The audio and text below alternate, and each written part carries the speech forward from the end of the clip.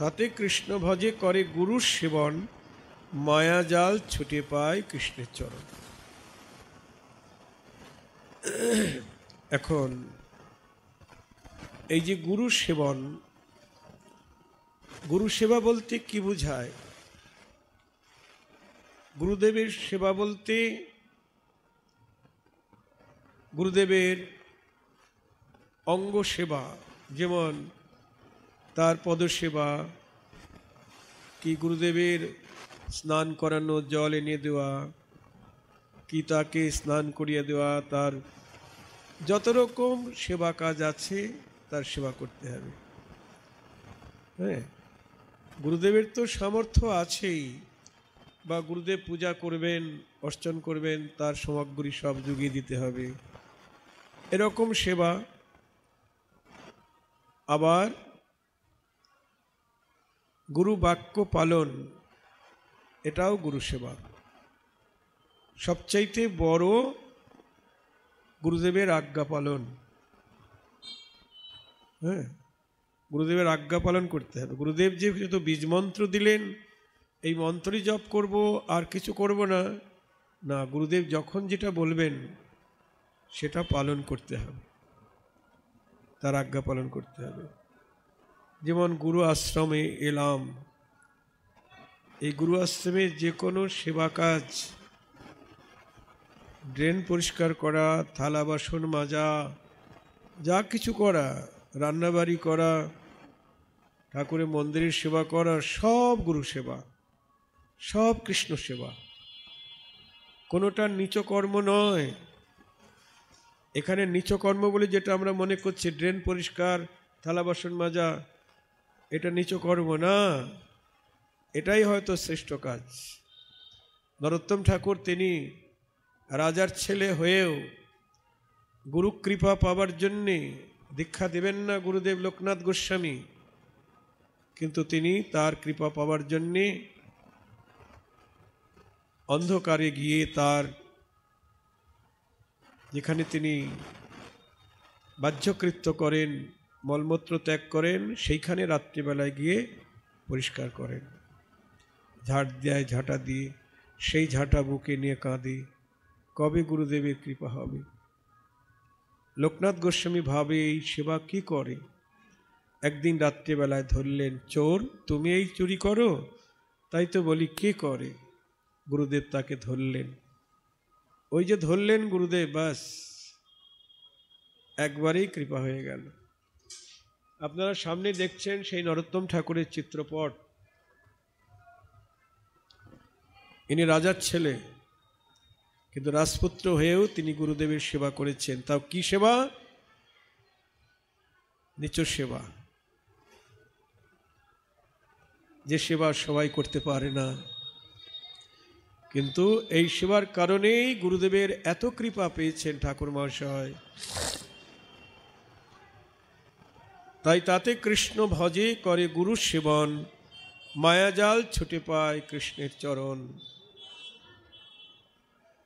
তাহলে আমরা প্রথমে বলেছি, গুরুদেবের কৃপায়, সদ্গুরুর কৃপায় মায়ার বন্ধন ছিন্ন হবে, প্রকৃত কৃষ্ণের চরণ প্রাপ্তি হবে।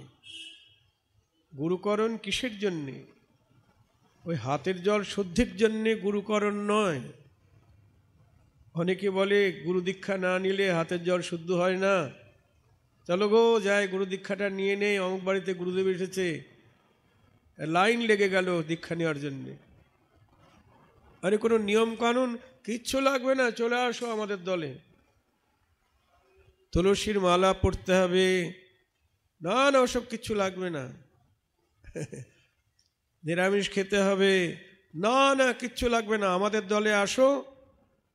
নিরামিষও খেতে হবে না, তুলসীর মালাও পড়তে হবে না, কোনো নিয়ম কানুন নেই। 2 অক্ষরের এই মন্ত্রটা জপ করবে, আর প্রতিদিন 1 টাকা 10 টাকা করে ইষ্টবৃত্তি রাখবে, বাস, তাহলেই ভগবানকে পেয়ে যাবে। কত জন্ম যাবে ভগবানকে পেতে, কিচ্ছু হবে না ওতে।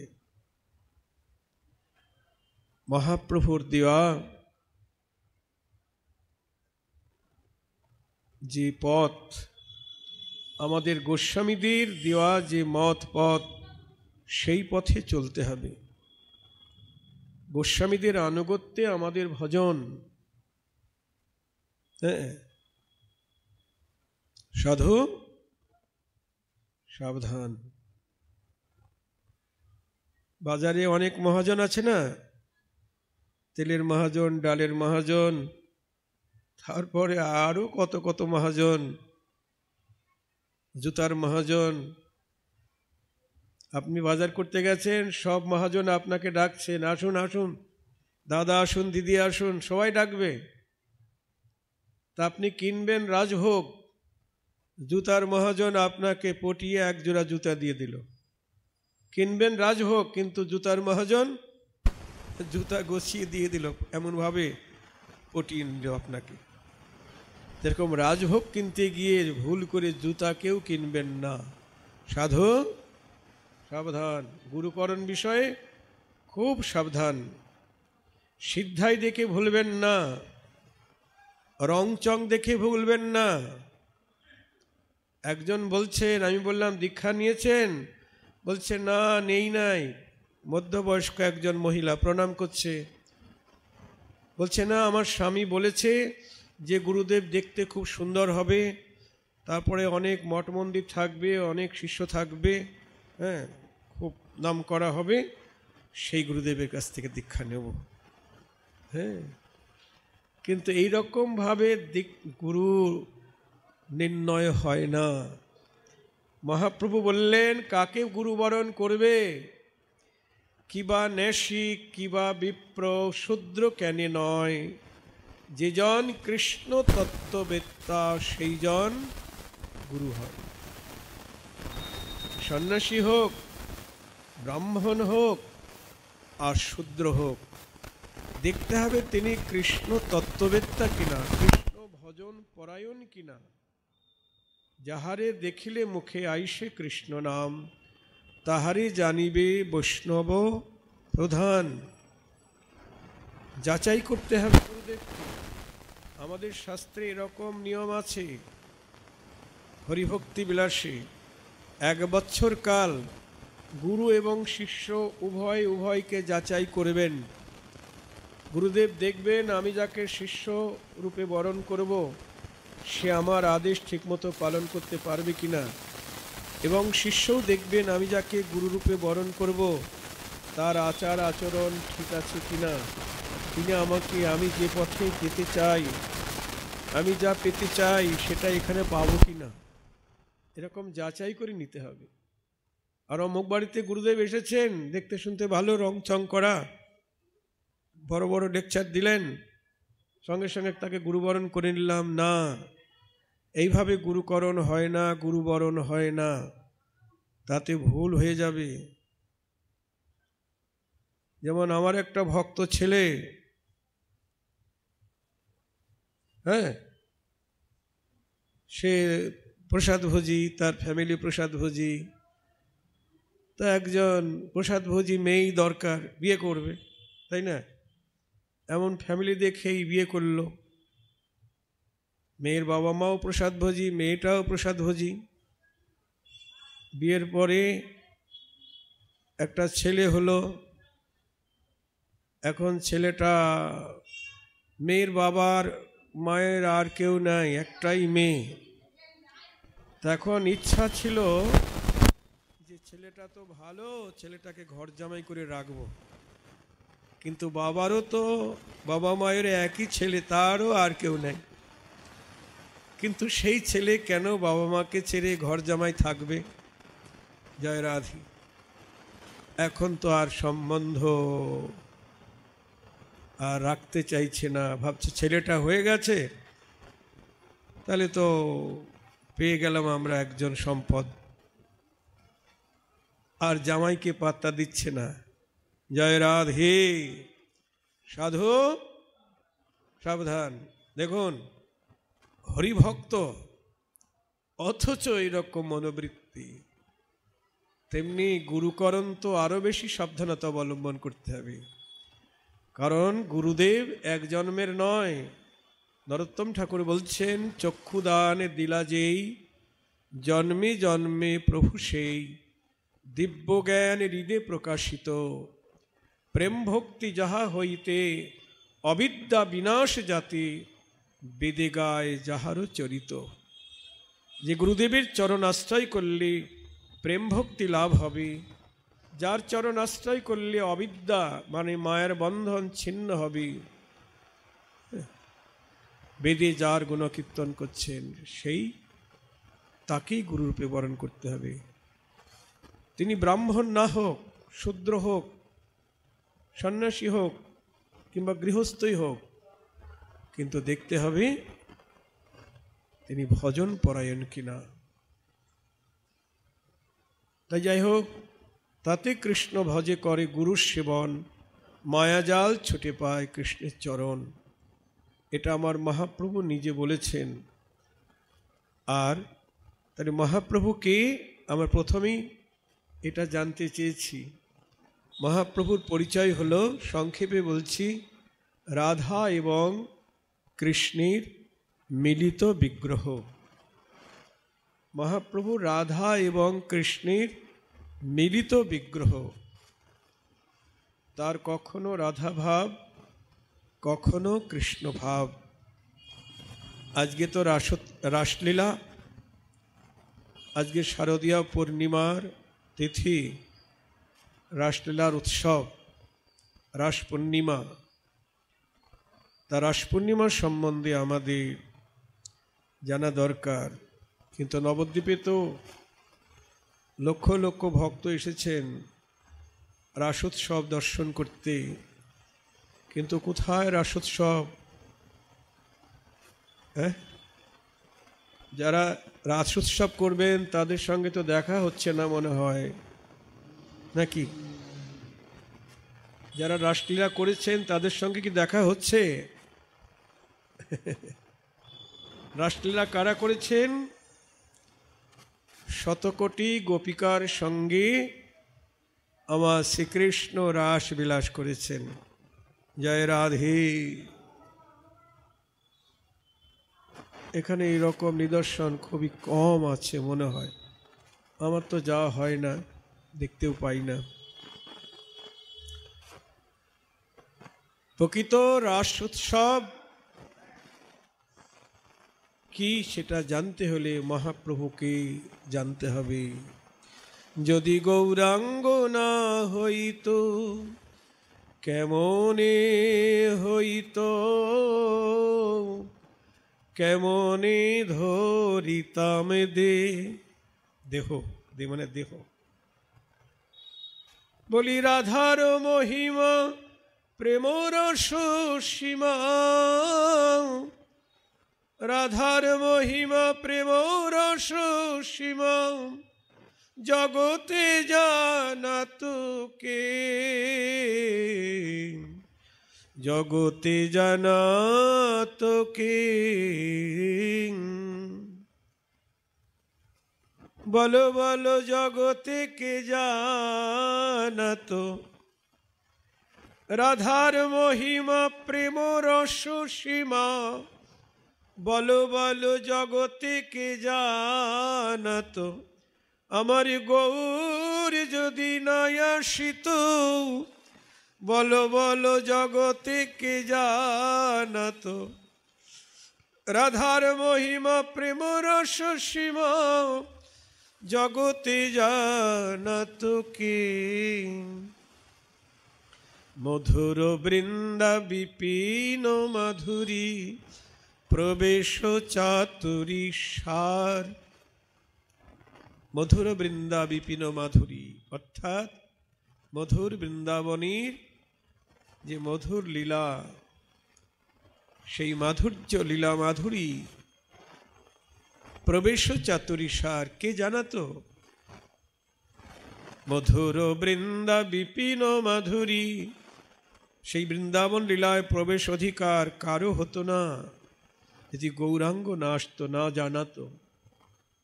বড় যুবতী ভাবের ভকতি, শকতি হইত কার। এই গোপী প্রেমের মধুরিমাও আমরা জানতে পারতাম না যদি গৌরাঙ্গ না আসতেন। তাই গৌরহরি তার পার্ষদগণকে শ্রীরূপ সনাতন ভট্ট রঘুনাথ, শ্রীজীব গোপাল ভট্ট দাস রঘুনাথ এই গোস্বামীদেরকে শক্তি সঞ্চার করেছেন। শক্তি সঞ্চার করে বলেছেন, যাও তোমরা বৃন্দাবনের লুপ্ত তীর্থ উদ্ধার করো আর ভক্তি শাস্ত্র রচনা করো, রাধা কৃষ্ণের নিত্য লীলা প্রকাশ করো। আমরা রূপ সনাতনের বন্দনায় গাই তো, কি বলি? এই ছয় গোসাইর করি চরণ বন্দন, যাহা হইতে বিঘ্ন নাশ অভীষ্ট পূরণ। এই দেখুন, এই ছয় গোস্বামীর কৃপা হলে বিঘ্ন নাশ হবে। বিঘ্ন মানে বাধা। কোন বাধা? ব্যবসায় উন্নতি হচ্ছে না, ব্যাধি সারছে না, লোকসান হচ্ছে ব্যবসায়, এইসব বাধা নয়। কোন বাধা নাশ হবে? ভজন পথের যে বিঘ্ন, সেই বিঘ্ন নাশ হবে এই গোস্বামীদের কৃপা হলে। নিতাই গৌর হরি বল। যাহা হইতে বিঘ্ন নাশ অভীষ্ট পূরণ। আমাদের অভীষ্ট কে? অভীষ্ট মানে আমাদের অভিলষিত ইষ্টদেব বা আমাদের আরাধ্য দেবতা কে? ব্রজে রাধা কৃষ্ণের যুগল সেবা। আমাদের আরাধ্য বা ইষ্ট কে? নবদ্বীপে নিতাই গৌর সীতানাথ পঞ্চতত্ত্বের আরাধনা, এরাই আমাদের ইষ্টদেব। আর কেউ আমাদের ইষ্টদেব নয়, কোনো দেবতা আমাদের ইষ্টদেব নয়। জয় রাধে। কোনো দেবতা কিন্তু আমাদের ইষ্টদেব নয়, আমাদের আরাধ্য নয়। দেবতারা এক এক ডিপার্টমেন্টে আছে, কেউ খাদ্যমন্ত্রী, কেউ অর্থমন্ত্রী, শিক্ষামন্ত্রী, তাই না? ওই জন্য অর্থ চাইতে গেলে লক্ষ্মী দেবীর আরাধনা করতে হবে, তাই তো? লক্ষ্মী পূজা না করলে লক্ষ্মীর ঘট পাবেন না, ঠিক বলছি তো? সরস্বতী পূজা না করলে বিদ্যা পাবেন না, মা মনসার পূজা না করলে ফোঁস করবে, শনি ঠাকুরের পূজা না করলে আপনার পিছনে লাগবে। কিন্তু আপনি যদি গোবিন্দ ভজন করেন, কোনো দেবতা আপনার কিছু করতে পারবে না, কারণ আপনি রাষ্ট্রপতির লোক। সবাই জানবে, ওরে বাবা ওখানে যাওয়া যাবে না, দেবতারা ভয় পাবে, দূর থেকে আপনাকে নমস্কার করবে। সাধু সাবধান। নরোত্তম ঠাকুর বলছেন, না পুজিবে দেবী দেবা, ঋষিকে গোবিন্দ সেবা, এই ভক্তি পরম কারণ। আপন আপন স্থানে পীড়িতি সবাই টানে, ভক্তি পথে পরয় বিগতিক। আপনি কোনো দেবতার পূজা করলে সেই দেবতা আপনাকে তার দিকে টানবে। মা মনসার পূজা করলে, অন্য কোনো দেবী পূজা করলে আপনাকে স্বপ্নে দেখা দেবে, বলবে আমি তোর বাড়ি যাব, বা আপনাকে তার রাজধানীতে নিয়ে যাবে, রাজত্বে। দেবতারা কোথায় বাস করে? কোথায় থাকে গো? দেবতারা কোথায় থাকে বলুন? স্বর্গে থাকে। আপনাকে স্বর্গে নিয়ে যাবে। সেখানে তো আর কৃষ্ণ নাই, আছে? স্বর্গে কৃষ্ণ থাকে? গৌর হরিও থাকে না। তা আমরা স্বর্গেও যাব না, বৈকুণ্ঠেও যাব না, আমরা যাব কোথায়? আমাদের গন্তব্যস্থল নবদ্বীপ আর বৃন্দাবন, যেখানে আমাদের ইষ্টদেব বিরাজ করছেন।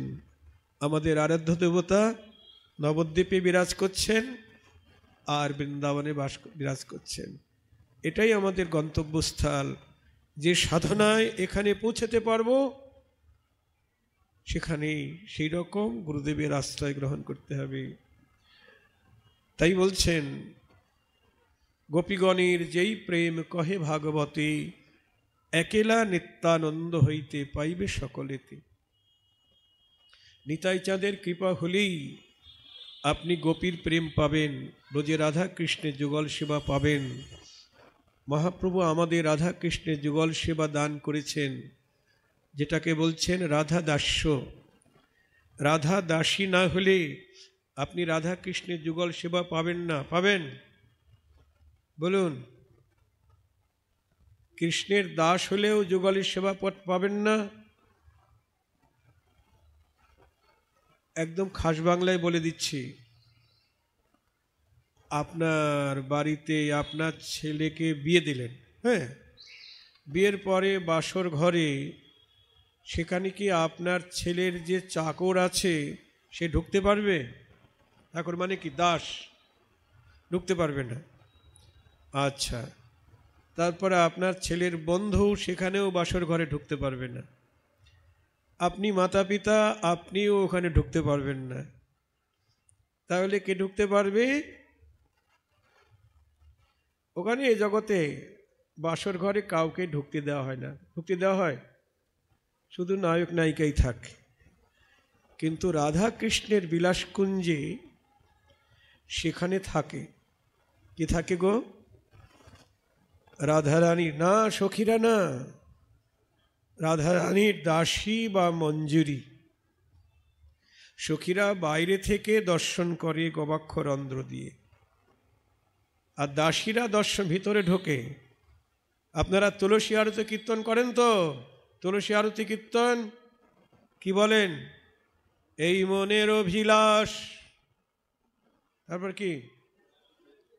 জোরে বলুন। বিলাস কুঞ্জে দিও বাস, নয়নে হেরিব সদা যুগল রূপরাশি, নম নম। তা রাধা কৃষ্ণ যেখানে বিলাস করছেন সেখানে আপনি বাস চাইছেন, তাই না? সেখানে বাস করতে গেলে কেমন যোগ্যতা চাই? রাধার দাসী না হলে ওখানে বাস করতে পারবেন না, যুগলের পদসেবা করতে পারবেন না, বাতাসও দিতে পারবেন না, তাম্বুল জোগাতে পারবেন না, চামর ঢোলাতে পারবেন না। জয় রাধে। সাধু সাবধান। এই জন্য পরের লাইনে বলা আছে, এই নিবেদন ধরো সখীর অনুগত করো, কুঞ্জ সেবা দিয়ে মোরে করো রাধা দাসী, নম নম। এই দেখো, কুঞ্জ সেবা দিয়ে মোরে করো রাধা দাসী। রাধা দাসী হলেই বিলাসকুঞ্জে সেবার অধিকার পাওয়া যাবে।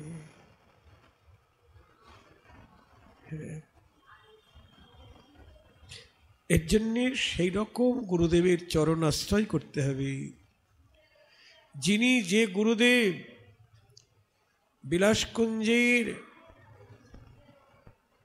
পথের পথিক বা সেই কুঞ্জের তিনিও দাসী বা মঞ্জুরি। গুরুদেব মঞ্জুরি এবং আমাকেও তিনি মঞ্জুরি স্বরূপে ডেকে নেবেন। নরোত্তম ঠাকুর বলছেন,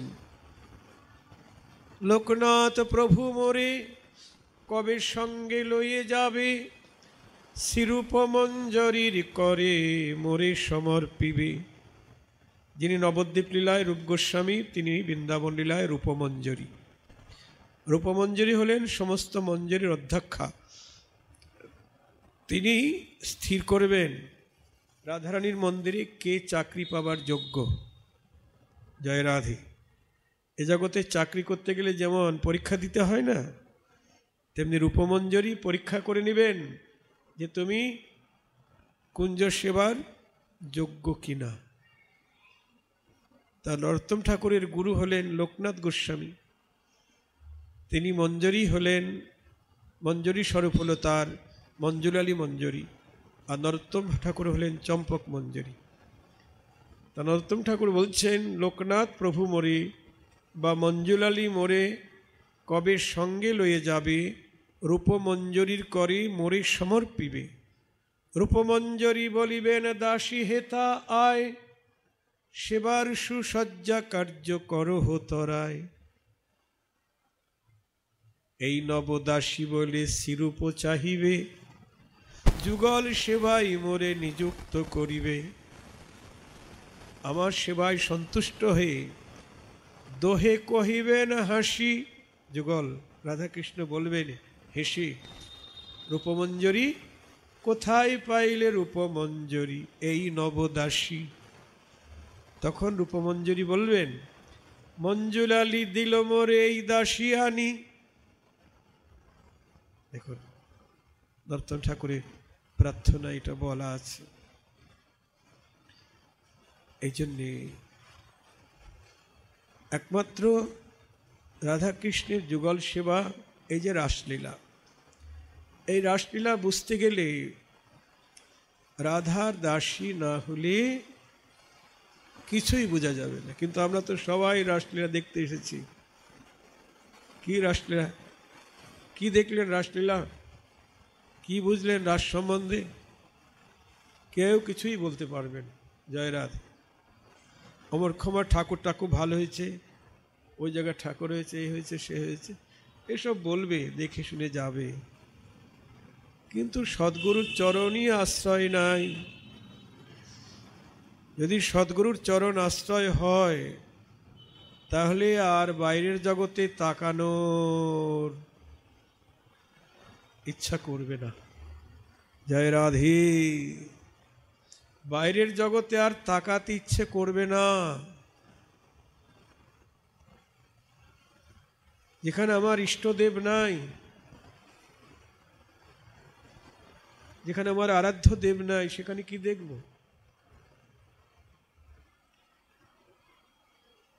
কৃষ্ণ ভক্ত সঙ্গ করি, কৃষ্ণ ভক্ত অঙ্গ হেরি, শ্রদ্ধান্বিত শ্রবণ কীর্তন, ইষ্টদেব স্থানে লীলাগান।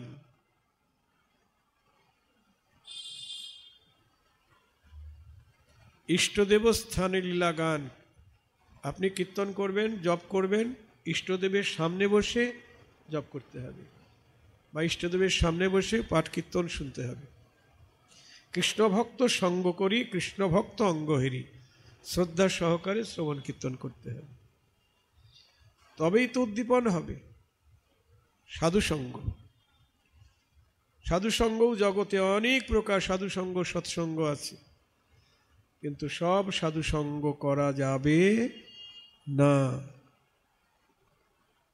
স্বজাতীয় সাধুসঙ্গ করতে হবে, বিজাতীয় সাধুসঙ্গ কভু না করিবে।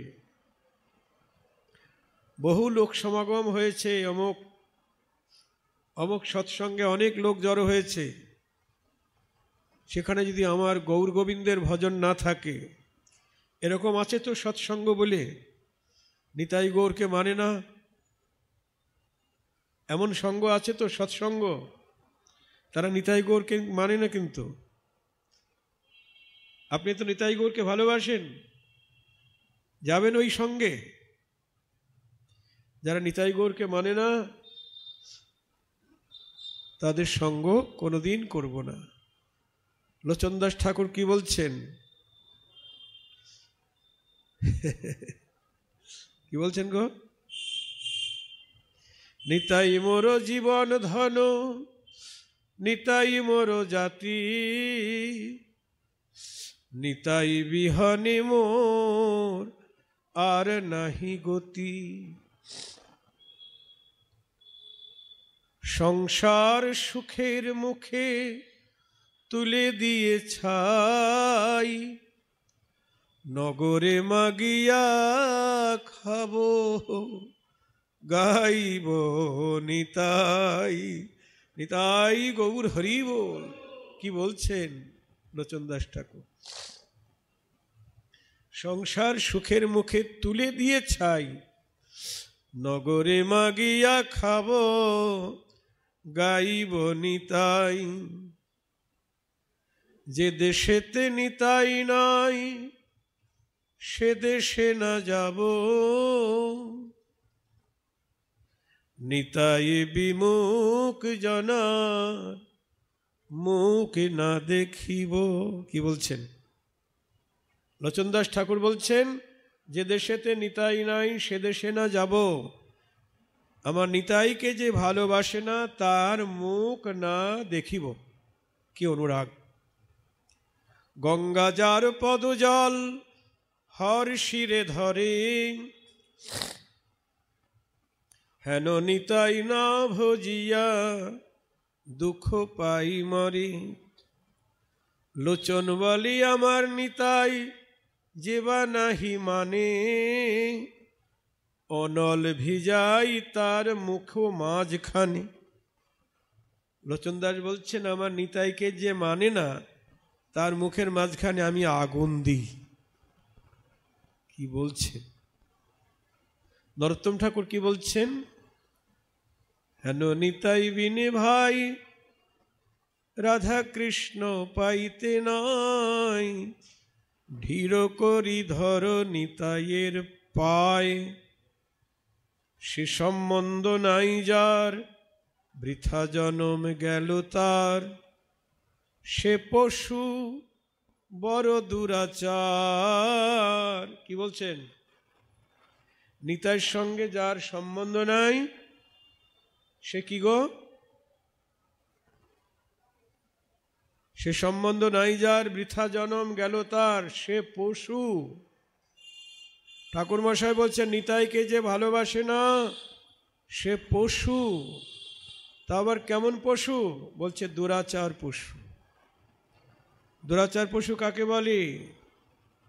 যারা হিংস্র পশু, মাংসাশী পশু, বাঘ, সিংহ, শিয়াল, কুকুর, এরা হলো দুরাচারী পশু। জয় রাধে।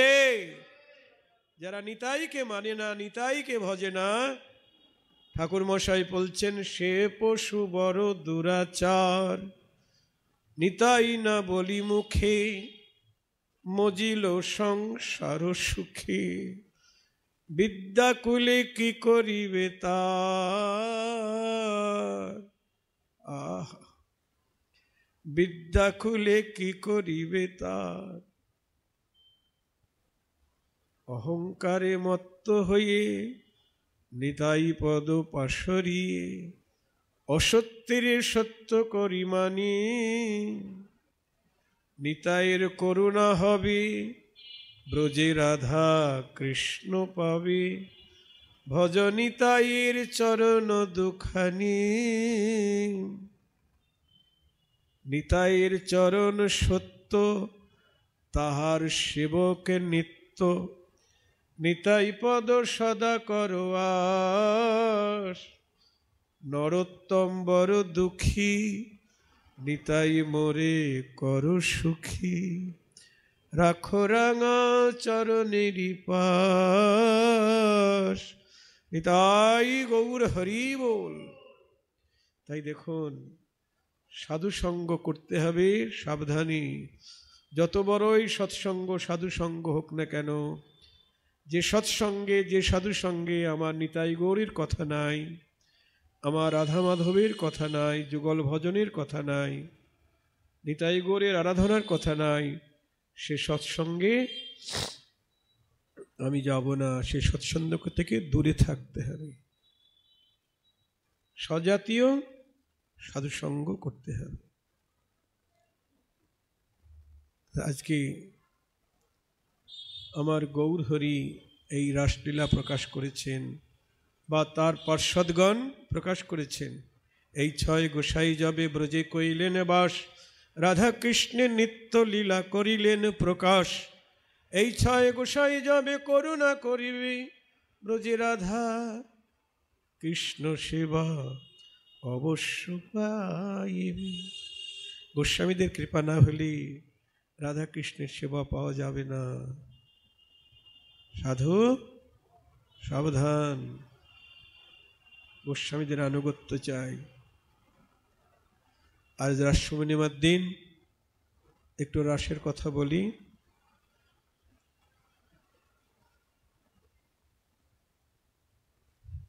ভগবান পিতা রাত্রি শরদৌত ফুল্ল মল্লিকা, বৃক্ষরন্তুং মনুশ্চক্রী যোগমায়াম উপাশ্রিতাম। শ্রীমদ্ ভাগবতে 10ম স্কন্ধে 5টি অধ্যায়ে শুকদেব গোস্বামী রাসলীলা বর্ণনা করেছেন।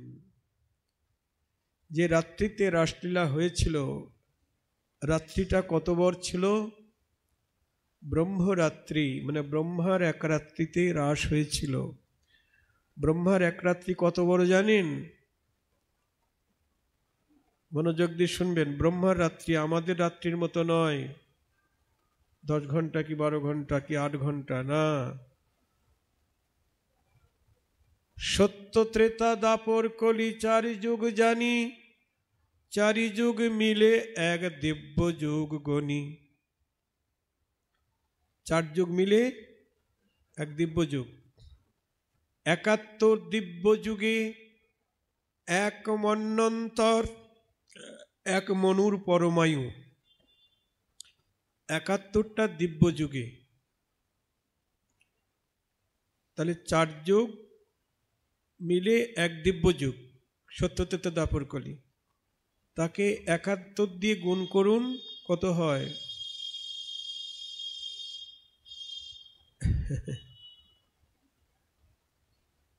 চার অক্ষে 4 আর 4 7 28, 284 যুগ এক মনুর পরমায়ু। ব্রহ্মার পুত্র মনু, এক মনু নয়, অনেক মনু। তাহলে 284 যুগ এক মনুর পরমায়ু।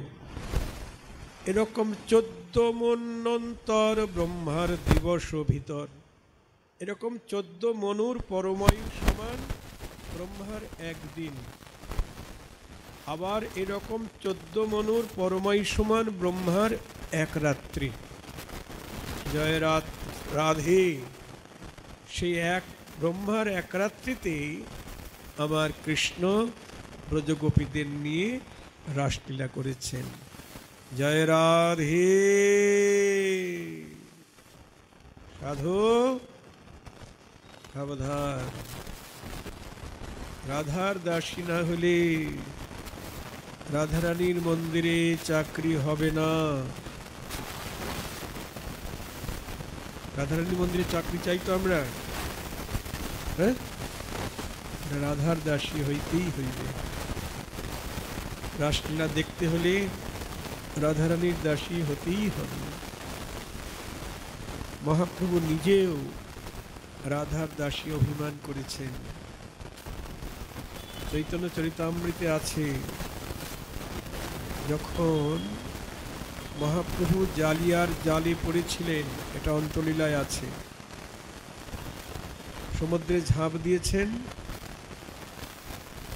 আর জেলে মাছ ধরছে ভোরবেলায়, সেই জেলের জালে মহাপ্রভু পড়েছেন। বড় মৎস্য বলে জেলে কিনারে তুলেছে, তুলতেই মহাপ্রভু অঙ্গ স্পর্শ হয়েছে, অমনি জেলে কৃষ্ণ কৃষ্ণ বলে নৃত্য করেছে। এটাই গৌর হরি বল। ভোরবেলা মহাপ্রভুর পার্শ্বদগণ মহাপ্রভুকে খুঁজছেন, রামানন্দ, স্বরূপ দামোদর আদি পার্শ্বদগণ সমুদ্রের কিনারে খুঁজতে খুঁজতে ওই জেলেকে দেখতে পেলেন, জেলে নাচছে কৃষ্ণ কৃষ্ণ। জেলে বলছে, ওদিকে যেও না, ওদিকে ভূত আছে, আমাকে ভূতে ধরেছে। তোমায় ভূতে ধরেছে কিভাবে? বলে, একজন, আমি মৎস্য বলে জাল ফেলেছিলাম, আমার জালে ভূত উঠেছে। ভূত উঠেছে? হ্যাঁ। বড় মৎস্য বলে উঠাইনু যতনি, যখনই তার অঙ্গ স্পর্শ হলো, সঙ্গে সঙ্গে আমার ভূতে ধরেছে, আমি কৃষ্ণ কৃষ্ণ বলছি, আমার কি হবে? তখনই তারা বুঝতে পারলেন, জানি মহাপ্রভু অঙ্গ স্পর্শ হলো নাকি। হ্যাঁ, গিয়ে দেখে জালের মধ্যে মহাপ্রভু। তখন সবাই মিলে মহাপ্রভুর কানে হরিনাম করতে লাগলেন, শঙ্খ ধ্বনি, কাসরের ধ্বনি করতে লাগলেন। তখন মহাপ্রভুর বাহ্য জ্ঞান ফিরে এলো। যখন বাহ্য জ্ঞান ফিরে এলো, তখন বলছে, তোমরা আমাকে এখানে নিয়ে এলে কেন? কি বলছেন মহাপ্রভু? মনোযোগ দিয়ে শুনুন। মহাপ্রভুর দেহটা ছিল সমুদ্রে, কিন্তু মহাপ্রভু ছিলেন বৃন্দাবনে। বলে, আমি বৃন্দাবনে রাসলীলা দর্শন করছিলাম। রাসলীলা দর্শন করতে করতে তারপর রাধা কৃষ্ণ সখীগণ সঙ্গে যমুনার জলে জলকেলি করছিল, আমি যমুনার কিনারে দাঁড়িয়ে জলকেলি দর্শন করছিলাম, আর এমন সময় তোমরা আমাকে এইখানে নিয়ে এলে। যমুনার কিনারে দাঁড়িয়ে জলকেলি দেখছিলাম, এমন সময় তোমরা আমাকে এখানে নিয়ে এলে। তার মানে মহাপ্রভুর এখন কোন ভাব? না কৃষ্ণ ভাব, না রাধা ভাব, এখন মহাপ্রভু মঞ্জুরি ভাব। জয় রাধে। মঞ্জুরিরাই লীলা দর্শন করে। রাসলীলা দেখতে গেলে রাধার দাসী বা মঞ্জুরি অবশ্যই হইতে হইবে। এই প্রাকৃত নয়ন দিয়ে, প্রাকৃত মন বুদ্ধি দিয়ে রাসলীলা দর্শন হবে না। জয় রাধে। সদ্গুরু, বৈষ্ণব গুরু, সদ্গুরু মানে বৈষ্ণব গুরুর করুণা নিয়ে, গৌরীয় সম্প্রদায়ের আনুগত্য নিয়ে, বৈষ্ণব গুরুর আনুগত্যে মঞ্জুরি ভাব নিয়েই রাধা কৃষ্ণের রাসলীলা বলুন, যত মধুর রসের লীলা আছে আস্বাদন করতে হবে। তাহলে কত বড় রাত্রিতে রাসলীলা হয়েছিল? ব্রহ্মরাত্রি, ব্রহ্মার এক রাত্রি, মানে 284 যুগ, তার সঙ্গে আবার 14 গুণ করুন। 284 ইন্টু 14 কত হয় গো? আমার তো হিসাব এবার ক্যালকুলেটর লাগবে। 284 গুণ 14 কত? ভালো গণৎকার, মোবাইলে দেখে বলুন। 284 ইন্টু 14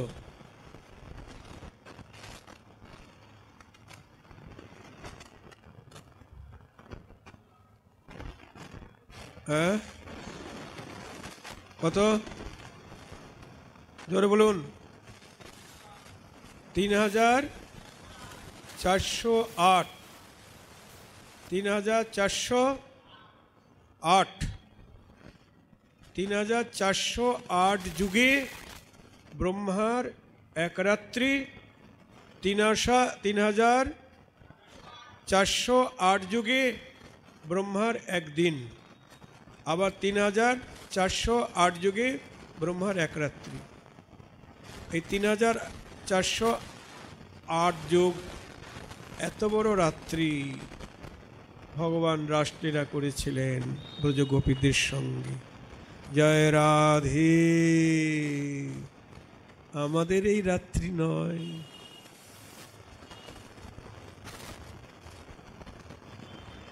শরদ চন্দ পবন মন্দ, বিপিনে ভরল কুসুম গন্ধ রে।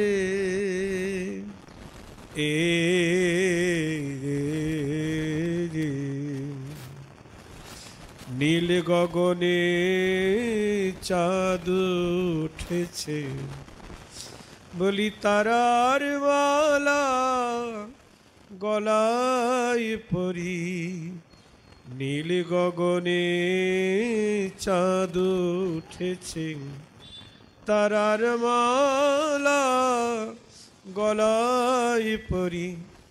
তারা গোবিন্দ সেবায় লাগিবে বলি, তারার মালা গলায় পরি। নীল গগনে চাঁদ উঠেছে, আবার বহিছে পবন মন্দ মন্দ। মৃদু মন্দ গতিতে পবন বইছে, বহিছে পবন মন্দ মন্দ। বুক ভরা সুগন্ধি লয়ে, দুর্গন্ধ নয়, বুক ভরা সুগন্ধি লয়ে বহিছে পবন মন্দ মন্দ।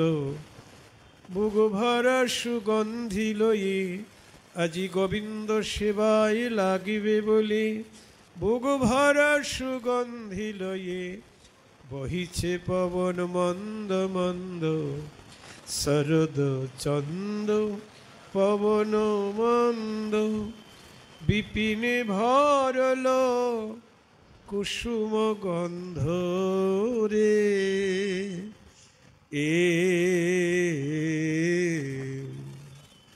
লতায় লতায় পুষ্প ফুটে উঠেছে,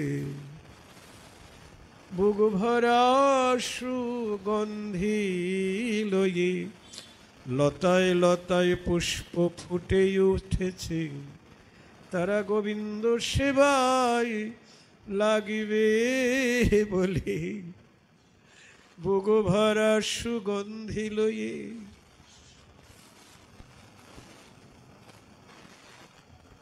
লতায় লতায় পুষ্প ফুটে উঠেছে,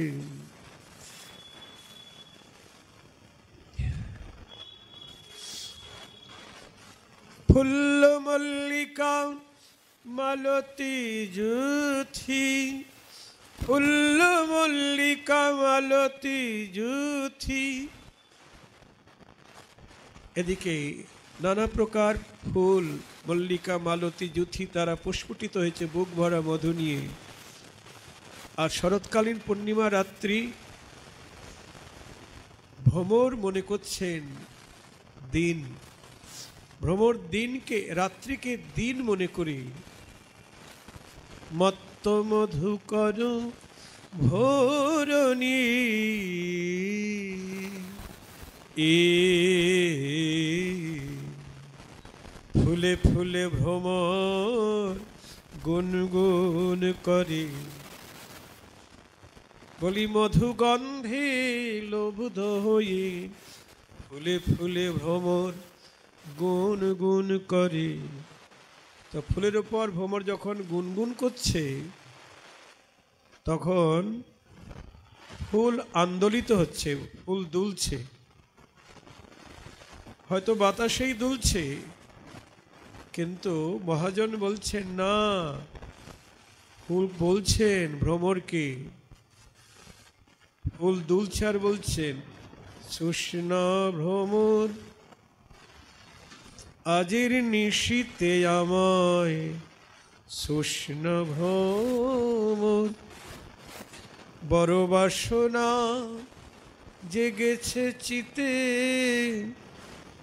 যেন পরমপতির সেবায় লাগিতে পারি, বড় বাসনা জেগেছে চিতে, আজের নিশীতে আমায় সুষ্ণা ভ্রমর, ফুল্ল মল্লিকা মালতী যুথি, মত্ত মধুকর ভোরনি এ মধুময় শ্রী বৃন্দাবনী, বৃন্দাবনের আকাশ মধুর, বৃন্দাবনের বাতাস মধুর, বৃক্ষ লতা কীট পতঙ্গ পশু পাখি স্থাবর জঙ্গম তারা সকলই সুমধুর। দেখুন, যে যমুনা চিরকাল ভাটির দেশে প্রবাহিত হয়, আজ রাস রজনীতে সেই ভাটির যমুনা কুলু কুলু রবে উজান পথে বয়ে চলেছি। জয় রাধে। বৃক্ষ শাখী ময়ূর ময়ূরী পেখম তুলে নৃত্য করিছে, কোকিল কোকিলা সুখ সারি বৃক্ষ শাখে বসে রাধা মাধবের লীলা গুণ গান গাইছে। জাত জীবমাত্রের প্রাণী কি এক অজানা আনন্দের হিল্লোল হয়ে চলেছে। বৃন্দাবনের সবাই আজ উৎসুক গোবিন্দ সেবা করবার জন্য। জয় রাধে। কারো মনে আত্মসুখের গন্ধ নেই। সাধু সাবধান, আমি আগেই বলেছি, আত্মসুখের গন্ধ থাকলে বৃন্দাবনে রাধারানীর মন্দিরে চাকরি হবে না, রাসলীলা দর্শন হবে না। জয় রাধে।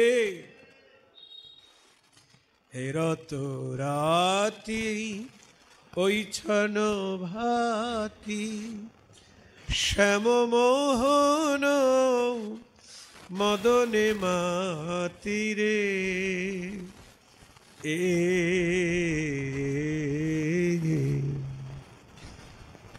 জগত মোহনাজি মদনে মাতিল। জগত মোহন কে? কৃষ্ণ, যিনি জগৎকে মোহন করেন।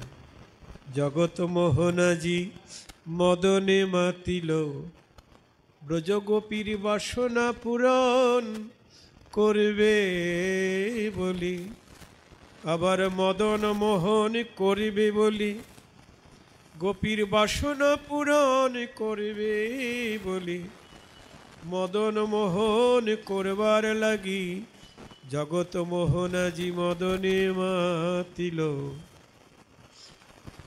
গোপীর বাসনা পূর্বেন, পূর্ণ করবেন গোবিন্দ। গোপীর কি বাসনা গো?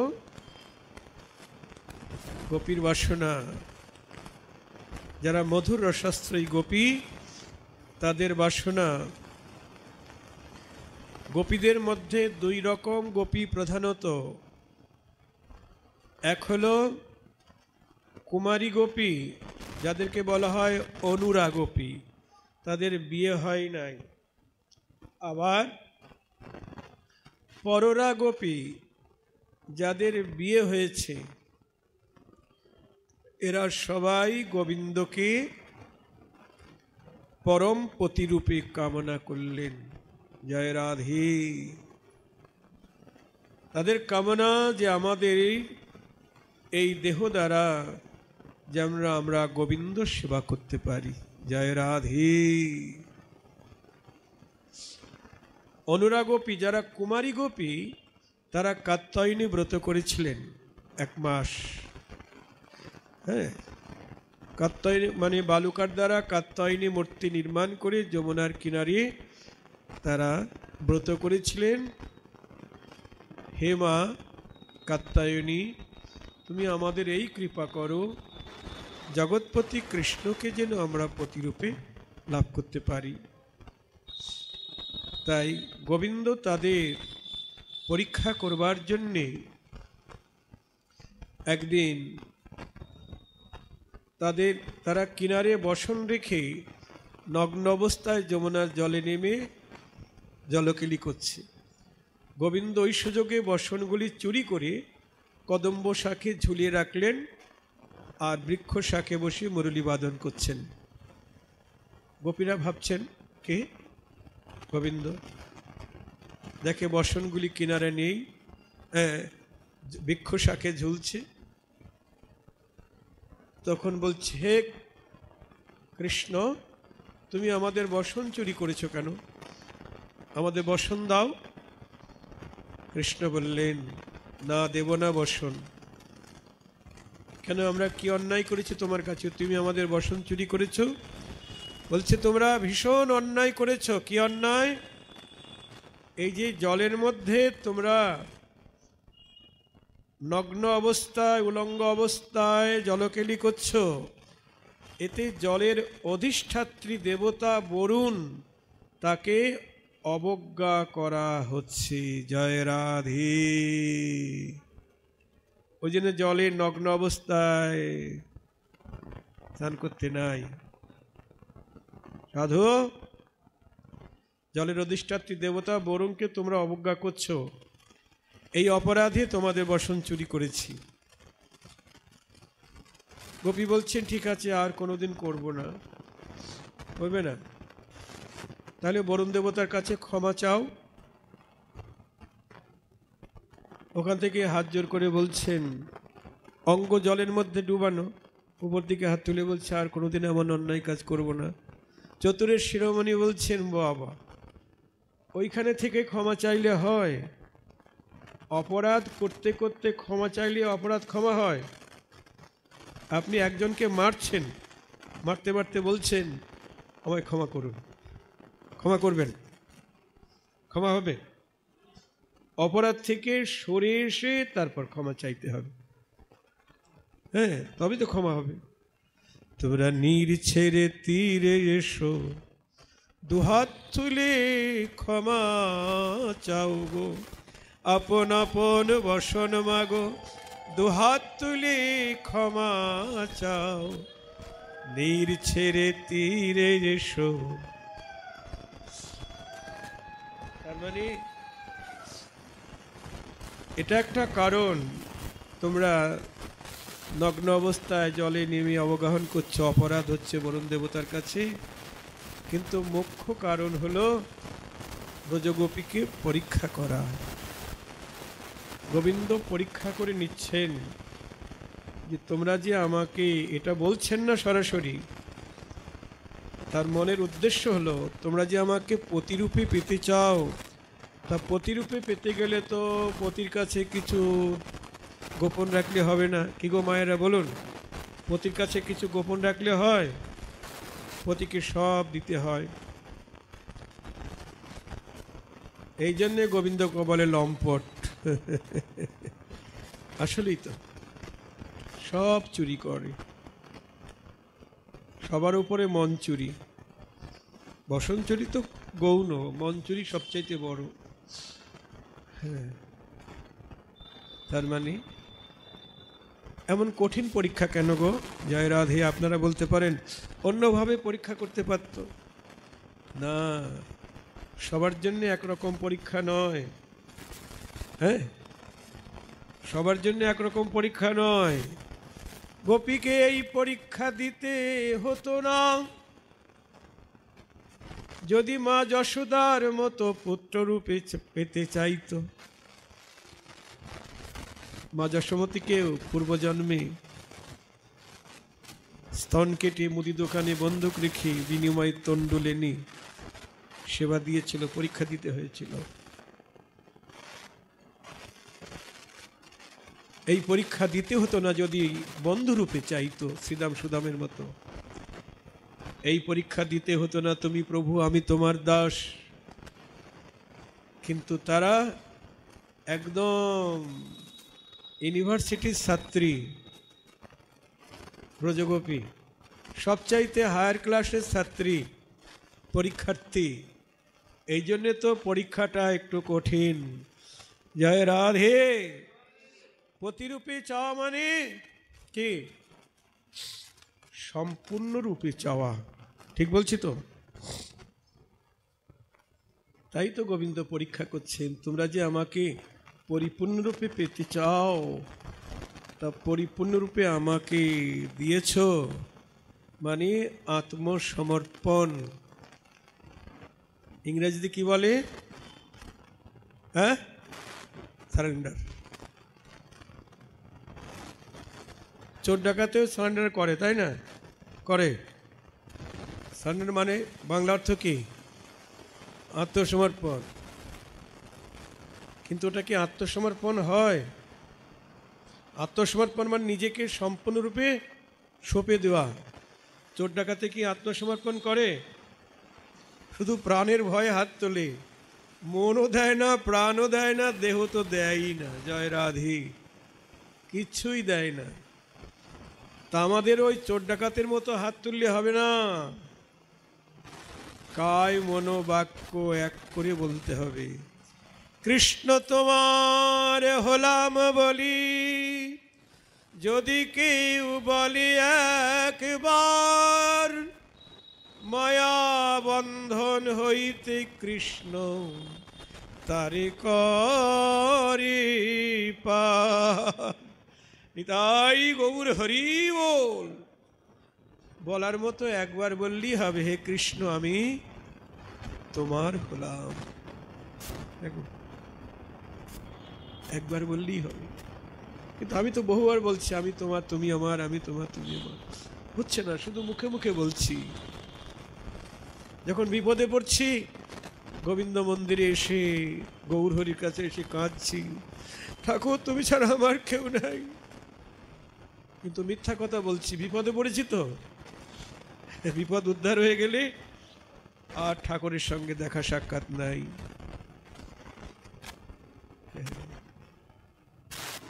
মা কালী, আমার ছেলে হলে তোমার দোরা দেব, ব্যবসায় লাভ হলে মন্দির বানিয়ে দেব।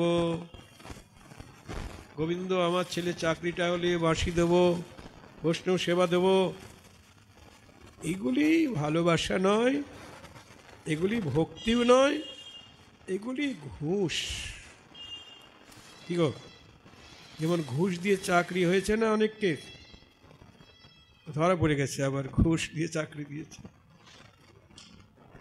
এগুলো ঘুষ দিয়ে আমরা ভগবানকে পেতে চাই না, ওতে ভগবান প্রাপ্তি হবে না। মা কালীকে বললাম আমার ছেলে হলো এই দেবো, ছেলেটা হলো, ঘুষটা দিয়ে এলাম, দেনা পাওনা শোধ হয়ে গেল, না নাকি পাওনা দেনা থাকলো না। বিজনেসে বলা যায়, এটা ব্যবসাও বলা যায়। যেমন দোকানে মাল নিলাম, দোকানদার বললেন এত টাকা হয়েছে, দিয়ে দিলাম, দেনা পাওনা শোধ, বিজনেস। আমরা ঠাকুর দেবতার সঙ্গে বিজনেস করছি। ধনং দেহি, যশ দেহি, রূপং দেহি, এটা দেহি সেটা দেহি। এগুলি ভক্তি নয়, ভালোবাসা নয়, এগুলি ঘুষ।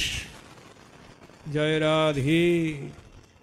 তবে কৃষ্ণ আবার বলছেন যে যথামাং প্রবদ্ধন্তি স্তাং ততৈব ভজম্যহম।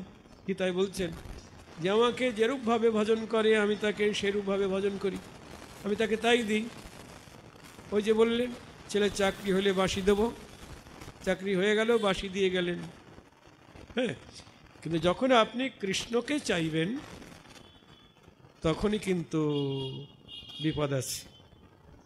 যে করে আমার আশ, তারপরে কি যেন,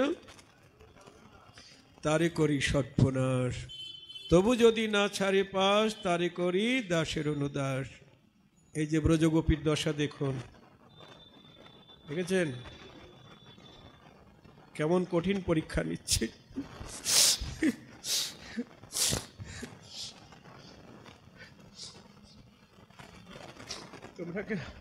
তোমরা যে আমাকে পেতে চাও, কতটুকু তোমরা আমায় সঁপে দিয়েছ। গোপী মনে মনে ভাবছেন,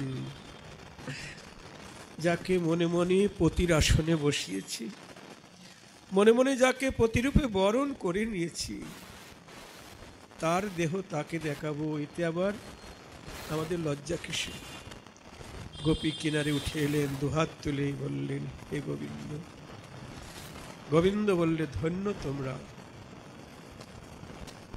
বলো আমি তোমাদের কি প্রিয় আচরণ করতে পারি। গোপী বললেন আমরা সবাই তোমার সেবা অভিলাষী, এই দেহ মন প্রাণ সর্বস্ব দিয়ে যেন তোমার সেবা করতে পারি। এই প্রাকৃত জগতে যারা নারী বা পুরুষ, তাদের ওটা প্রেম না। প্রাকৃত জগতের নারী পুরুষের ওটা হলো কাম। একে অপরকে ভালোবাসে, নিজের দেহ বা ইন্দ্রিয়কে সুখ দেওয়ার জন্যে, দেহ সুখের জন্যে একজন আরেকজনকে ভালোবাসে। যখনই স্বার্থে কম পড়ে যায় তখনই সম্বন্ধ ছিন্ন, তাই না? ঠিক বলছি তো নাকি? কাজেই এটা কাম, এটা প্রেম নয়। প্রেম কাকে বলছেন? অতীন্দ্র প্রীতি সুখ তারে বলে কাম, কৃষ্ণ সুখ প্রীতি বাঞ্ছা ধরে প্রেম নাম। নিজের সুখের জন্য যে চেষ্টা সেটা হলো কাম, আর কৃষ্ণের সুখের জন্য যে চেষ্টা সেটা হলো প্রেম। একদম সোজা কথা। তা ব্রজগোপীরা তারা কিন্তু গোবিন্দের অঙ্গ সঙ্গ পেয়ে আমরা সুখ পাব, আমাদের দেহকে ইন্দ্রিয়কে সুখ দেব না। এক বিন্দু আত্মসুখ কামনা থাকলে গোবিন্দ তাদেরকে গ্রহণ করবেন না। সাধু সাবধান। আত্মেন্দ্র প্রীতি সুখ নাহি গোপিকার, কৃষ্ণে সুখ দিতে করে সঙ্গম বিহার। এ কহিবার কথা নয়, আমাদের মন বুদ্ধি তো প্রাকৃত, এই জন্য আমরা ওটাই বুঝে নেব যে আমরা যা করি কৃষ্ণ তো তাই করে। কৃষ্ণ করলে লীলা আর আমরা করলে বিলা, বুদ্ধিজীবীরা বলছে না। আরে কৃষ্ণ তো একটা আঙুলে 7 বছর বয়সে গিরি গোবর্ধন পর্বত ধারণ করেছে। তুমি একটা মাটির ঢেলা একটু ধরে দেখাও 1 ঘন্টা, তুমি কেষ্ট ঠাকুর হয়েছ? এ জগতের বুদ্ধিজীবী যারা, তাদের বুদ্ধি জড়বুদ্ধি, তারা জড়জগতের নায়ক নায়িকার সম্বন্ধে যা বলে বলুক, কিন্তু রাধা কৃষ্ণের প্রেম সম্বন্ধে তারা যেন কিছু না বলতে আসেন। জয় রাধে। সাধু সাবধান, গোপীর অন্তরে বিন্দু মাত্র আত্মসুখ নাই, আত্মসুখের গন্ধও নাই। হে গোবিন্দ, এই দেহ মন প্রাণ দিয়ে যেন তোমার সেবা করতে পারি। মাতা পিতাও সন্তানকে সুখ দেয়, মাতা স্তনক্ষীর পান করিয়ে সুখ দেন, অন্যভাবে লালন পালন করে সুখ দেন। পিতাও সেবা করেন, নন্দ যশোদাও কৃষ্ণকে সেবা করেন, কৃষ্ণ দাসেরাও কৃষ্ণের সেবা করেন, কৃষ্ণের সখাগণও কৃষ্ণের সেবা করেন। কিন্তু ব্রজগোপীরা সর্বপ্রকারে কৃষ্ণের সেবা করে। গোপীরা যে নিজের অঙ্গকে সাজায় নিজের সুখের জন্যে নয়। এ জগতে যারা সাজে বিউটি পার্লারে গিয়ে, কাদের জন্য সাজে গো? মায়েরা বলুন, আপনারা কাদের জন্য সেজেছেন? বলতে পারেন না? হ্যাঁ, আমাদের শাস্ত্র বলছেন যে যারা কুলের কুলবধূ তারা তার স্বামীর জন্যেই সাজবে, আর কারোর জন্যে নয়। কারণ স্বামী যখন মরে যায় তখন সব কেড়ে নেওয়া হয় না কি? সব তো কেড়ে নেওয়া হয়। অলংকার তো ন্যায় হয়, পরিধানের যে ভালো বসনটা কেড়ে নিয়ে সাদা বসন পরিয়ে দেওয়া হয়। কারণ যার জন্যে সাজা সেই তো নাই। জয় রাধে। তাহলে কুলের কুলবধূ সাজবে স্বামীর জন্যে, আর পার্লার গিয়ে যারা সাজে কাদের জন্য সাজে আমি জানি না। একটা মেয়ে বলছিল যে বাবা বলবো, হ্যাঁ বল। ওরা লোক দেখাবার জন্য সাজে। ঠিক বলেছিস, সত্য কথা বলেছিস, ঠিক আছে। কিন্তু ব্রজগোপীরা সাজে একমাত্র গোবিন্দের জন্যে। নিজাঙ্গমপি যা গপ্পমামেতি তদ্ভগ্নমে পার্থ নিগুর প্রেম ভাজনম। হে সখা অর্জুন, যে গোপীরা নিজের অঙ্গকে আমার অঙ্গ মনে করে সাজায়, তাদের দেহটাকে তাদের নিজের দেহ বলে মনে করে না, তারা মনে করে এটা গোবিন্দের দেহ। সমর্পণ করে দিয়েছেন, সঁপে দিয়েছেন তো গোবিন্দকে।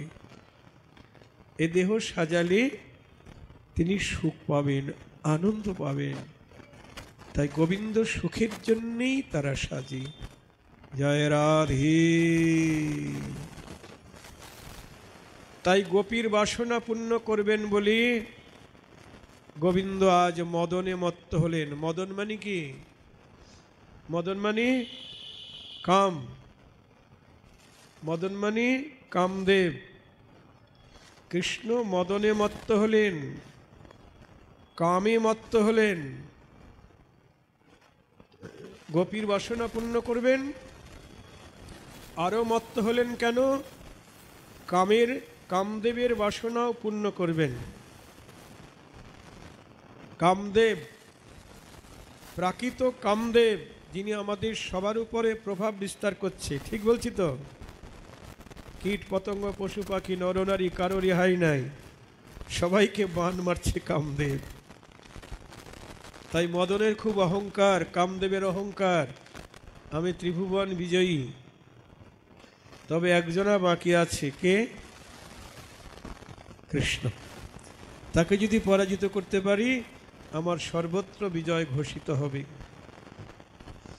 তা কামদেব তখন যখনই গোপীরা বললেন আমরা সবাই একসঙ্গে তোমার সঙ্গে নৃত্য করব, এ দেহ দিয়ে তোমার সেবা করব, বিলাস করব, কামদেব তখন প্রস্তুতি নিচ্ছিল কৃষ্ণ গোপীর সঙ্গে বিলাস করবেন, আমি বাণ মেরে কৃষ্ণকে পরাজিত করব।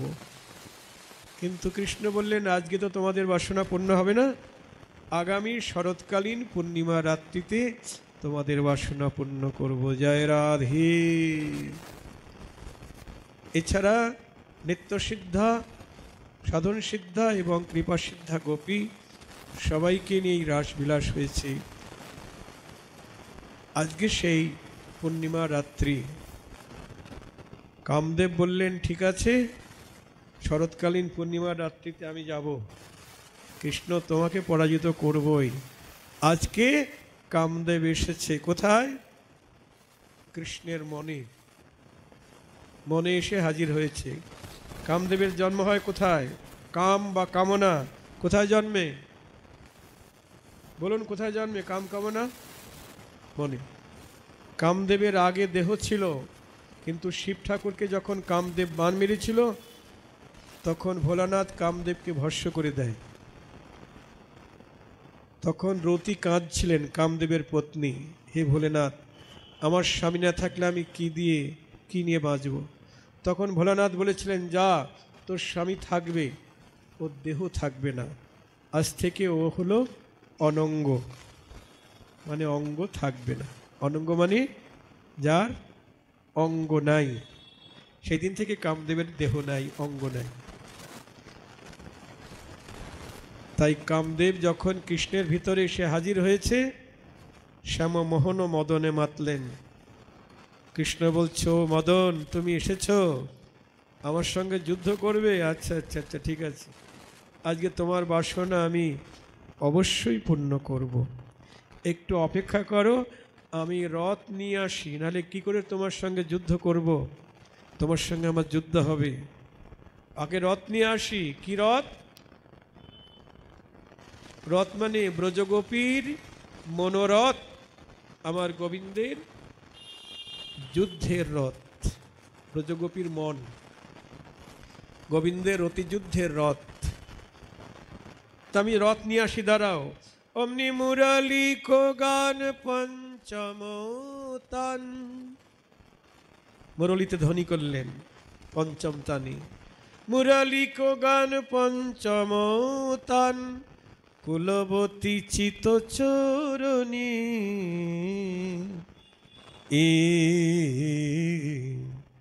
মুরলী লয়ে গান করিল, গোপীর মন চুরি করবে বলি। মুরলী লয়ে গান করিল, গোপীর মন চুরি করবে বলি। বলি মধুরয়া স্ফুটস্বরী, গোপীর মন চুরি করিবে বলি। জয় রাধে শ্রী রাধে বলি, মন চুরি করিবে বলি, মুরলী লয়ে গান করিল। মুরলীতে একটি বীজ মন্ত্র পড়ে দিলেন কাম বীজ। সেই বীজ ধ্বনিত হয়ে গোপীর যখন কর্ণে গিয়ে প্রবেশ করল, মন চুরি হয়ে গেল। ওই ধ্বনিতে গোপীর মন চুরি হয়ে, মনটা চুরি হয়ে চলে আসলো কোথায়? মন নিজের কাছে নিয়ে আসলো চুরি করে। জয় রাধে। যেমন আপনারা নবদ্বীপে এসেছেন, আপনারা আসার আগে কে এসেছে? আপনারা আসার আগে কে এসেছে? মন আগে চলে এসেছে, তারপর দেহটা এসেছে। জয় রাধে। তা গোবিন্দ আগে গোপীর মনটাকে চুরি করে নিয়ে নিলেন, আর দেহ থাকতে পারে? শোনত গোপী প্রেম রূপী, মনহি আপনা সপিরে, মনে মনে তারা সপে যে দিল, হা গোবিন্দ তোমার হলাম বলি। মনে মনে গোপী সপে যে দিল, হা গোবিন্দ তোমার হলাম বলি। তুমি ছাড়াই আমার আর কেহ নাই, হা গোবিন্দ তোমার হলাম বলি। মনে মনে তারা সপে যে দিল, অমনি তাহি চলত যাহি বলো তো, গোপী তাহি চলত যাহি বলো তো, যথা মুরলিক কল কলনি।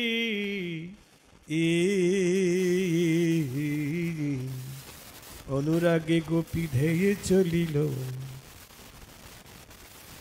হা গোবিন্দ দেখা দাও বলি। কৃষ্ণ অনুরাগে গোপী ধেয়ে চলিল, হা গোবিন্দ দেখা দাও বলি। নয়ন জলে মুগ ভাসি, হা গোবিন্দ দেখা দাও বলি। অনুরাগে গোপী ধেয়ে চলিল, বিছুরি গেহ নিজ হৃদেহ, এক নয়নে কাজর দেহ রে। মুরলীর ধ্বনি শোনামাত্র গোপীর অবস্থা কেমন হলো দেখুন। বিছুরি গেহ নিজ হৃদেহ, গোপী ঘরের কথাও ভুলে গেল, মুরলীর ধ্বনি শোনামাত্র দেহের কথাও ভুলে গেল। বিছুরি গেহ নিজ হৃদেহ, এক নয়নে কাজর রেহ রে। বাহিরঞ্জিত কঙ্কন এক, আবার এক কুণ্ডল দোলনি। এক কুণ্ডলে ধেয়ে চলিল, এক নয়নে কাজর পরি। দেহ স্মৃতি হারা হয়ে, দেহ স্মৃতি নাই, ঘরের কথাও ভুলে গেছে, দেহের কথাও ভুলে গেছে। এক কর্ণে কুণ্ডল পড়েছে, আর একটা কর্ণ আছে ভুলে গেল। এক নয়নে কাজর পড়িল, আর এক নয়নের কথা ভুলে গেল। এক হাতে কঙ্কন পড়িল, আর এক হাতে পড়বার সময় পেল না, না ভুলে গেছে। কেহ নয়নের কাজল চরণে দিল, চরণের আলতা নয়নে দিল। এইভাবে দেহ স্মৃতি হারা হয়ে কৃষ্ণ অনুরাগে গোপী ধেয়ে চললেন। শীতিল ছন্দ নিবিক বন্দ, বেগে ধাবত যুবতী বৃন্দরে। খসন বসন রসন চেলি, গলিত বেনিলোলনি। অভিসারের কালে কারো পরিধানের বসন খুলে গেল, কবরী বন্ধন খুলে গেল, আলুলায়িত হয়ে গেল। অমনি পাগলিনীর বসে গোপী চটে চলেছেন। ওইছে মিলল গোকুল চন্দ, গোবিন্দ দাস বলনি। আবার কোন গোপী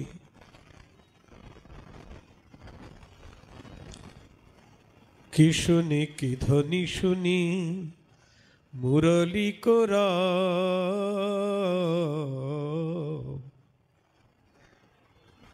তারা না সম্বরি অম্বর, ধাই গোপী সবরে। এ মুরলীর ধ্বনি শুনে এমনই উন্মাদিনী হয়ে গেল, বসন গড়াগড়ি দিতে যা, ধোলায় গড়াতে গড়াতে যাচ্ছে, সম্বরণ করবে সেদিকে লক্ষ্য নেই। স্বজন ছাড়িয়া কেহ কাননেতে ধায়। স্বজন মানে মাতা পিতা ভ্রাতা বন্ধু স্বামী, সবাইকে ছেড়ে চলে যাচ্ছে। জয় রাধে।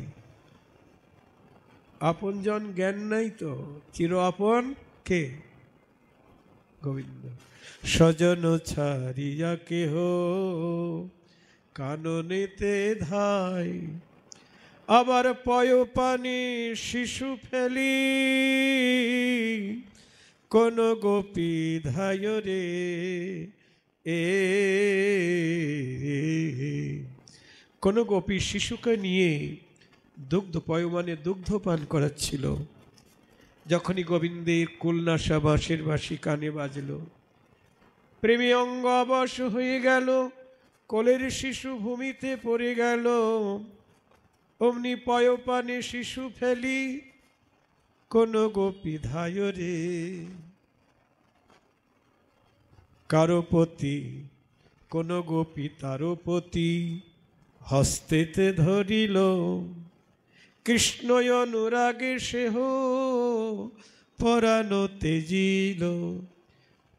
কারো গোপী অভিসার করেছেন, স্বামী জানতে পেরেছে, হাত টেনে ধরেছে, এই কোথায় যাচ্ছ এত রাত্রিতে? গোপী বলছে, জানো না আমার পতির কাছে যাব। পতি? আমি ছাড়া তোর আরেকটি পতি আছে, কুলোটা ভ্রষ্টা দ্বিচারিণী।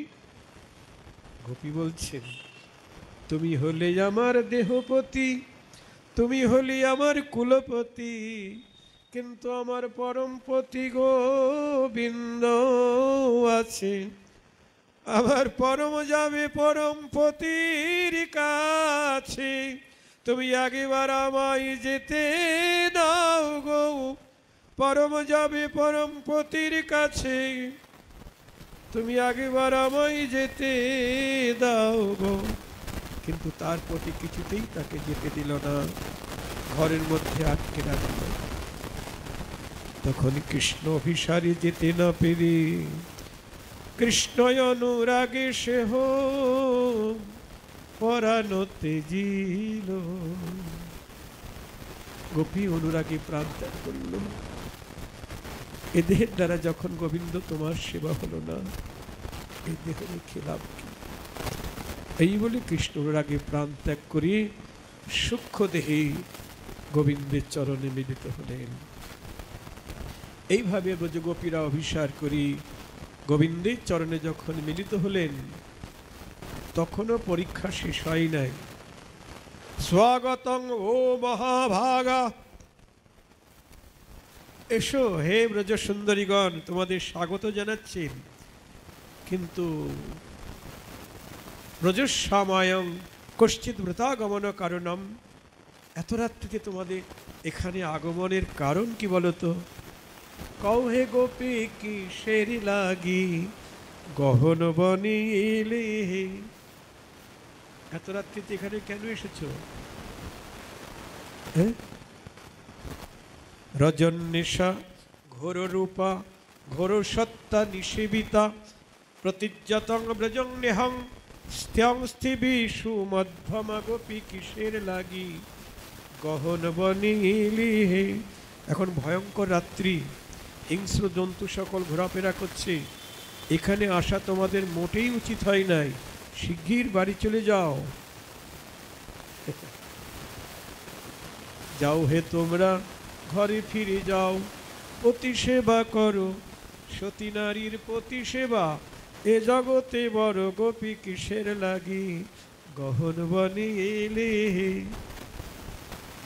পরীক্ষা নিচ্ছেন। জয় রাধে। গোপী কি করবেন? শুধু চোখের জলে বুক ভাসাচ্ছেন, কিছু বলতে পারছেন না। কেন? দশাটা কেমন হয়েছে জানেন? যেমন নিমন্ত্রণ করেছেন গোবিন্দ, আজ 12টার সময় তোমরা আসবে, তোমাদের গোবিন্দের প্রসাদ দেওয়া হবে। আমরাই নিমন্ত্রণ করলাম, প্রসাদ দেব রাত 12টায়। রাত 12টায় আপনারা আসলেন, আমরা বললাম কি জন্য এসেছেন? তখন আপনাদের কি দশা হবে? জয় রাধে। ঠিক গোপীর দশা তাই। তখন গোপী ধৈর্য ধরতে না পেরে বললেন, হে লম্পট শট দৃষ্ট প্রবঞ্চক, তুমি আমাদের বলছো এখন পরম ধার্মিক হয়ে ধর্ম শিখাও হে। কুলরমণী মজালে যখন ধর্ম ছিল কোথা? যখন বাঁশি বাজিয়ে কুলধর্ম বিনাশ করেছিল, তখন তোমার ধর্ম কোথায় ছিল? চোরের মুখে ধর্মের কাহিনী শুনে যে পায় হাসি। চোর হয়ে ধর্মের উপদেশ দিচ্ছ, নির্লজ্জ, শট, কপট, ধৃষ্ট, গালি দিচ্ছে। গোবিন্দ বলছে, তাহলে তোমরা কেন এসেছো? তোমাদের কি উপকার করতে পারি? বলছে, একটু সুধা দাও, সুধা দাও, আমাদের বুকের আগুন নিভাইতে সুধা দাও, সুধা দাও। তোমাদের বুকে আগুন লেগেছে, যমুনার জলে ডুব দিয়ে থাকো, আগুন নিভে যাবে। বলছে, শত শত যমুনায় হাজার হাজার বছর ডুবে থাকলেও এ বুকের আগুন নিভবে না। কারণ গোপীর বুকে যে আগুন লেগেছে সেটা কৃষ্ণ সেবা বাসনার আগুন। এ আগুন তো অন্য জলে নিভবে না, একমাত্র গোবিন্দের অধরামৃত সুধায় বুকের আগুন নিভবে। তোমার অধরামৃত সুধা দান করো। গোবিন্দ বললে, ধন্য তোমরা পরীক্ষায় উত্তীর্ণ। আমি পরীক্ষা করছিলাম সত্যি তোমরা আমাকে কতটুকু ভালোবাসো। তো হে শপিত দেহ তোহার রস পাবো, তো আপাদ ছড়ি মোরা কেবা কোথায় যাব। হে গোবিন্দ, তোমার চরণ ছেড়ে আমরা কোথায় যাব? আমরা যে ওই চরণে সব সমর্পণ করেছি। তখন গোবিন্দ বললেন, ঠিক আছে এসো। তখন যত গোপী এসেছেন গোবিন্দ তত রূপ ধারণ করি এবার রাস বিলাস করলেন। রাস নৃত্য হলো। তারপর রাধা এবং কৃষ্ণ যুগল হয়ে নৃত্য করলেন। নৃত্যের পরে রাধা কৃষ্ণের রাস নৃত্যের অবসান হলো। জলকিলি করলেন, জলকিলি অন্তে কিনারে উঠলেন। এবার সেবা পরা সখী বা মঞ্জরীগণ রাধা কৃষ্ণকে আসনে বসিয়ে এবার মাখন মিস্ত্রি সেবা দিলেন। এবার আমাদের আরতি হবে। জয় শ্রী রাধে।